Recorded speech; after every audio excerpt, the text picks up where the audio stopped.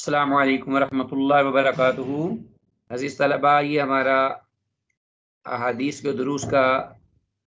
سلسلہ جاری و ساری ہے، اور اس سلسلے میں ہمارا آج کا درس نمبر 58 ہے، 58، اور آتے ہیں بغیر کسی تمہید کے۔ سب سے پہلے دعا کرتے ہیں اللہ کی بارگاہ میں، رب زدنا علما وفہما، رب اشرح لی صدری ویسر لی امری واحلل عقدۃ من لسانی یفقہوا قولی۔ آج کے ہمارے اس لیسن کی پہلی حدیث، جس کا نمبر آپ کے سامنے موجود ہے 58 نمبر لیسن، اور حدیث نمبر ہے 628، جس کا عنوان ہے کہ اذان کہنے اور پہلی صف میں نماز ادا کرنے کی فضیلت۔ کتاب الصلاۃ کے ضمن میں یہ احادیث آ رہی ہیں، جن احادیث میں نماز کی اہمیت، فضیلت، اجر، ثواب، باجماعت نماز ادا کرنے، اس کو قائم کرنے، اس کو وقت پر ادا کرنے کی اہمیت کی طرف توجہ دلائی گئی ہے، اور اسی طرح ہر نماز کی الگ الگ حدیث کا بھی ذکر ہوا ہے۔ اس حدیث میں نماز سے متعلق اذان اور پھر فرض نماز میں باجماعت پہلی صف کی فضیلت کا ذکر ہوا ہے، اور یہ حدیث حضرت ابو ہریرہ رضی اللہ تعالیٰ عنہ سے مروی ہے۔ قال قال رسول اللہ صلی اللہ علیہ وسلم لو یعلم الناس، اگر لوگ جان لیں، ما فی النداء، کیا ہے اجر، ثواب، فضیلت، مقام اور مرتبہ اذان دینے میں، فی النداء، پکارنے میں، اس سے مراد اذان ہے، والصف الاول، اور پہلی صف میں نماز ادا کرنے کا کیا اجر ہے، ثم لم یجدوا، پھر وہ نہ پائیں کوئی بھی اور صورت مگر الا ان یستعموا علیہ، کہ وہ اس پر قرعہ اندازی کریں، نہ وہ پائیں کوئی اور صورت سوائے اس کے کہ وہ اس پر قرعہ اندازی کریں، قرعہ ڈالیں، لستحموا، تو وہ ضرور قرعہ ڈالیں گے۔ یہ رسول اللہ صلی اللہ علیہ وسلم نے فرمایا ہے کہ لوگوں کو اگر اذان اور پہلی صف میں کھڑے ہو کر نماز ادا کرنے کی فضیلت کا علم ہو جائے تو وہ اس سلسلے میں آپس میں جھگڑا کریں، بحث مباحثہ کریں، پھر کوئی اور صورت نہ پائیں سوائے قرعہ اندازی کے، تو وہ قرعہ اندازی بھی ڈالیں گے، لستحموا۔ اسی طرح ولو یعلمون ما فی التہجیر، اگر وہ جان لیں کہ کیا ہے اس میں جلدی نماز ادا کرنے میں، فی التہجیر، یعنی اول وقت میں جلدی نماز ادا کرنے کی فضیلت کو جان لیں، لستبقوا الیہ، تو اس کی طرف وہ سبقت کریں، ایک دوسرے سے آگے نکلنے کی کوشش کریں۔ وَلَوْ يَعْلَمُونَ مَا فِي الْعَتَمَةِ وَالصُّبْحِ، اور اسی طرح اگر وہ لوگ جان لیں کہ عشاء کی نماز اور فجر کی نماز کی کیا فضیلت ہے باجماعت ادا کرنے کی، لَأَتَوْهُمَا وَلَوْ حَبْوًا، تو وہ اس نماز یعنی ان نمازوں کو پانے کے لیے وہ آئیں، خواہ انہیں اپنے سرینوں کے بل گھسٹ کر یا گھٹنوں کے بل یا پاؤں رگڑ کر آنا بھی پڑے، تو وہ ان نمازوں میں شرکت کے لیے آئیں۔ وَلَوْ حَبْوًا،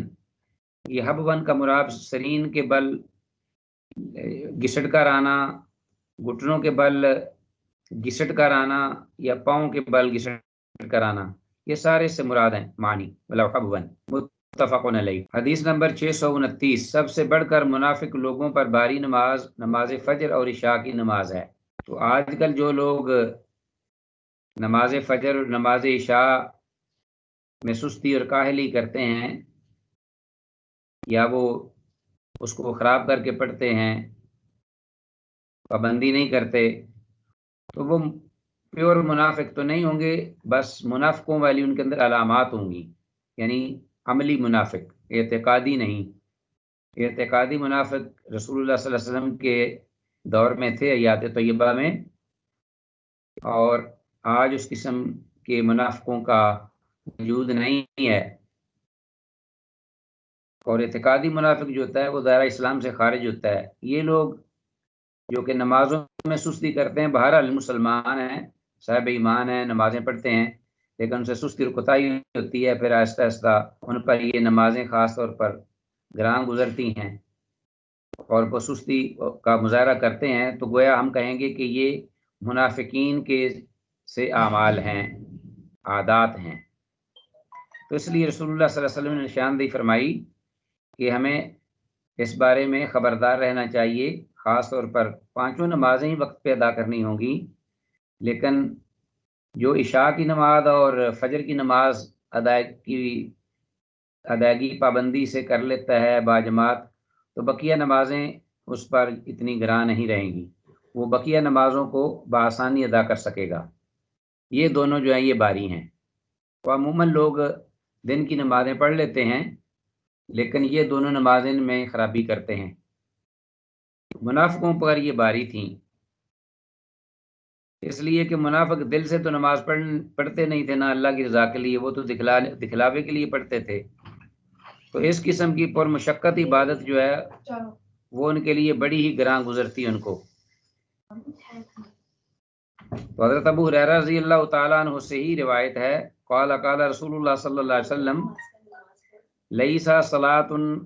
نہیں ہے کوئی نماز، کوئی بھی نماز، اثقال زیادہ بھاری، بوجھل، علی المنافقین منافقوں پر، من الفجر والعشاء فجر اور عشاء سے، فجر کی اور عشاء کی نماز سے بڑھ کر منافقوں پر اور کوئی نماز باری نہیں۔ ولو یعلمون ما فیہما، اگر وہ جان لیں کہ اس کا کیا اجر و ثواب ہے یا اس میں کیا فضیلت رکھی گئی ہے، لاتوہما، تو وہ ضرور آئیں، تو وہ ان کو ادا کرنے کے لیے آئیں، ان کو پائیں، ولو حبون، خواہ انہیں اپنے سرینوں کے بل یا گھٹنوں کے بل یا پیروں کے بل گھسٹ کر آنا پڑے، تو ان نمازوں کو ضرور پڑھیں۔ متفق علیہ، یہ حدیث بھی صحیح ہے۔ حدیث 630 630، عشاء اور فجر کی باجماعت نماز کی ادائیگی پر حاصل ہونے والی فضیلت۔ وان عثمان بن عفان رضی اللہ عنہ سے روایت ہے، قال، وہ کہتے ہیں، قال رسول اللہ صلی اللہ علیہ وسلم، من صلی العشاء فی جماعت، جس نے عشاء کی نماز پڑھی باجماعت، فکانما قام نصف اللیل، تو گویا کہ اس نے آدھی رات تک قیام کیا عشاء کی نماز، اس لیے کہ یہ باری ہے نا، بوجھل ہے لوگوں پر، لوگ تھکے ہوتے ہیں، رات کو پڑھنا ان کے لیے بہت مشکل ہوتا ہے، لیکن باجماعت جو شخص اہتمام کرتا ہے تو اللہ تعالیٰ اس کے حق میں آدھی رات کا قیام اس کے برابر اجر لکھ دیتے ہیں۔ ومن صلی الصبح فی جماعت، اور اسی طرح جو فجر کی نماز ادا کرے باجماعت، فکانما صلی اللیل کلہ، تو گویا کہ اس نے پوری رات نماز ادا کی۔ دونوں نمازیں پڑھنے سے باجماعت پوری رات کی عبادت کا ثواب اور اجر لکھ دیا جاتا ہے، اس لیے کہ ایک نماز رات کی ابتدا میں پڑھی جاتی ہے باجماعت، اور دوسری جو ہے وہ رات کی انتہا میں نماز پڑھی جاتی ہے باجماعت، تو دونوں اجر و ثواب میں مل جاتی ہیں، گویا کہ اس شخص نے پوری رات قیام کیا، عبادت کی، نماز پڑھی۔ رواہ مسلم۔ حدیث 631، عہد رسالت صلی اللہ علیہ وسلم میں دیہاتی لوگوں نے نماز مغرب کو عشاء کا نام دے دیا تھا۔ تو آپ کو علم ہے کہ دیہی لوگ، بدوی لوگ جو ہیں وہ علم سے، نالج سے عموماً عاری ہوتے ہیں، تو وہ دیکھتے ہیں کہ جو بھی بات ان کے ذہن میں یا ان کی زبان پہ آ جائے تو اس کو وہ رواج بنا لیتے ہیں، اور اس عمل پر وہ پیرا ہوتے ہیں، وہ اس بات کو نہیں دیکھتے، نہ اس کی پرواہ کرتے ہیں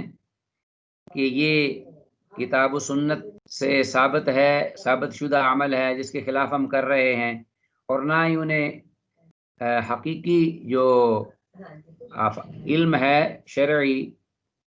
وحی کا علم، اس کے بارے میں انہیں آشنائی نہیں ہوتی. تو رسول اللہ صلی اللہ علیہ وسلم نے اس بارے میں نشاندہی فرمائی. وعن ابن عمر رضی اللہ تعالی عنہما قال قال رسول اللہ صلی اللہ علیہ وسلم، عبداللہ ابن عمر رضی اللہ عنہما سے روایت ہے کہ رسول اللہ صلی اللہ علیہ وسلم نے ارشاد فرمایا، لا یغلبنکم الاعراب علی اسم صلاتکم المغرب، کہ دیہاتی تم پر کبھی بھی یا ہرگز نہ غلبہ پا سکیں علی اسم صلاتکم المغرب، تمہاری مغرب کی نماز کے نام پر. تو قال، اور آپ نے فرمایا، وتقول الاعراب هی العشاء. راوی کہتے ہیں عبداللہ بن عمر رضی اللہ عنہما کہ جو بدوی ہیں ان کا کیا کہنا تھا، یا دیہاتی لوگ، کہ ہی العشاء، کہ یہ مغرب کی نماز جو ہے یہ عشاء کی نماز ہے. تو آپ صلی اللہ علیہ وسلم نے فرمایا، جیسا کہ آگے بھی بات کی روایت میں یہ ذکر آ رہا ہے کہ عشاء، مغرب کو وہ عشاء کا نام دے رہے تھے، عشاء کہتے تھے کہ یہ عشاء کی نماز ہے. تو اسی طرح بعض لوگوں نے عشاء اولا اور عشاء اخرى یا ثانیہ یہ کہنا شروع کر دیا دونوں میں فرق کرنے کے لیے. نماز مغرب کو وہ عشاء کہنے لگے تو اصل عشاء کو وہ عتمہ کہنے لگے، جس طرح کہ آگے دوسری حدیث میں آ رہا ہے. تو دیہاتیوں نے، بدویوں نے مغرب کو عشاء کا نام دے دیا.